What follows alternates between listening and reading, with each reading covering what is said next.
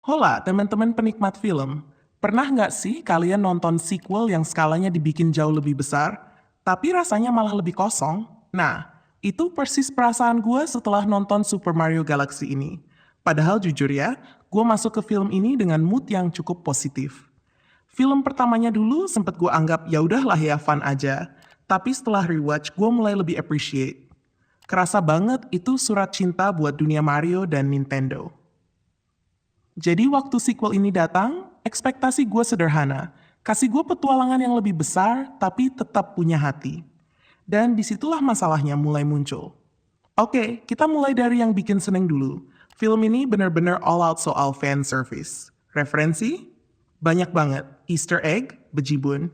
Bahkan bisa dibilang ini film yang kayak checklist semua hal yang pernah ada di dunia Mario. Dari karakter klasik sampai yang agak niche, semua dimasukin. Dunia juga makin luas. Gak cuma Mushroom Kingdom, tapi sekarang kita diajak muter satu galaksi. Visualnya gak main-main.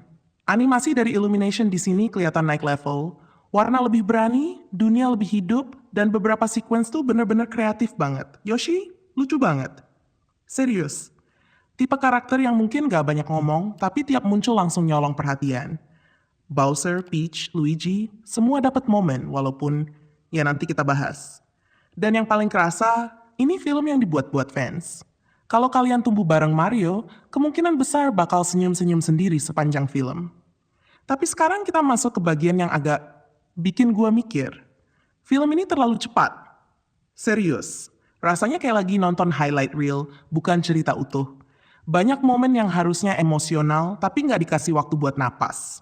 Baru mau ngerasain, udah pindah lagi ke adegan berikutnya. Karakternya juga jadi korban. Mario, motivasinya simple banget, bahkan terlalu simple.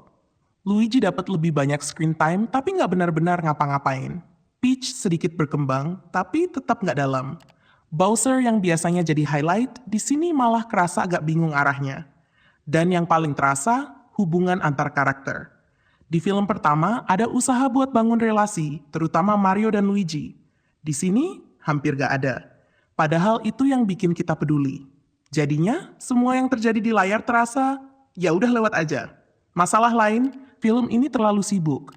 Terlalu banyak karakter baru, terlalu banyak plot, terlalu banyak lihat ini momen. Akibatnya, gak ada yang benar-benar menonjol. Bahkan ada karakter yang muncul, ngomong bentar terus hilang. Kayak cameo, tapi bukan cameo. Dan ini bikin filmnya terasa kayak wahana taman hiburan. Seru? Iya. Berkesan? Belum tentu. Gue juga ngerasa film ini terlalu bergantung sama fan service. Kayak mereka tahu, tenang, ini Mario, orang bakal nonton kok. Dan ya, mungkin mereka nggak salah. Tapi sebagai penonton, gue pengen lebih dari itu. Game Mario sendiri revolusioner. Harusnya filmnya juga berani punya standar yang sama tinggi. Tapi bukan berarti film ini jelek total ya. Ini tetap fun, tetap menghibur, tetap punya momen-momen yang bikin ketawa. Kalau kalian nonton bareng temen, keluarga, atau sekadar mau hiburan ringan, film ini masih sangat works. Cuma, jangan berharap kedalaman cerita. Jadi, kesimpulannya, Super Mario Galaxy adalah film yang lebih besar, lebih ramai, lebih penuh warna, tapi sayangnya nggak lebih kuat.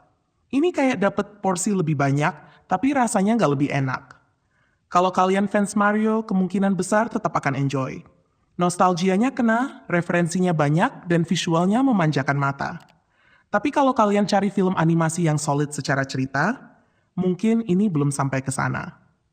Dan disitulah menariknya, film ini jadi pengingat kalau menyenangkan. Dan bagus itu dua hal yang berbeda. Dan kadang, kita tetap bisa suka sesuatu, walaupun kita tahu itu nggak sempurna. Sekarang giliran kalian. Menurut kalian ini upgrade dari film pertama atau justru langkah mundur?